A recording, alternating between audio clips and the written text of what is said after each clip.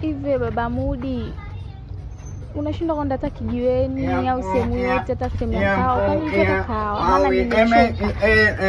Ikifika Jumapili, wewe unataka tuichape. Unataka tuichape. Mimi nachoka jamani, mume wangu. Tunataka sehemu yoyote tu ukashinde hata na wenzio na mimi nipate pumzi ya kupumua. Sasa mke wangu, siku yenyewe. Sasa wewe hapo unachona kero kitu gani hapo? Yaani kero mume wako kushinda nyumbani tena siku moja kwenye wiki nzima. Jumapili anashinda nyumbani unamwona kero? Muda wote unalalamika anaitaka acha ichape. Siku yenyewe moja ndo anapumzika nyumbani. Unamforce ende kwenye kijiwe cha kahawa akacheze draft. Kwani hajaviona hivyo? Hivyo vyote vina umuhimu, mwenye umuhimu wewe ndio maana katulia nyumbani, ale vyombo. Wewe tena unamwona kero unamtimua.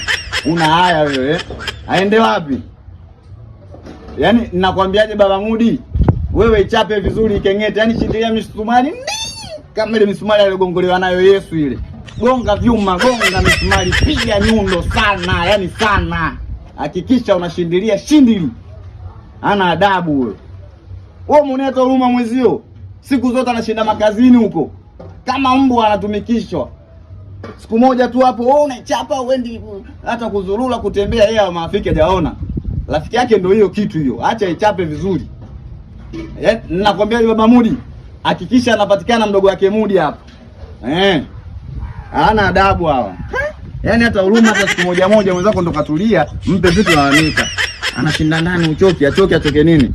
Kwani anakubeba kichwani anakimbia na wewe mlima Kitonga, sio mlima gani? Ala?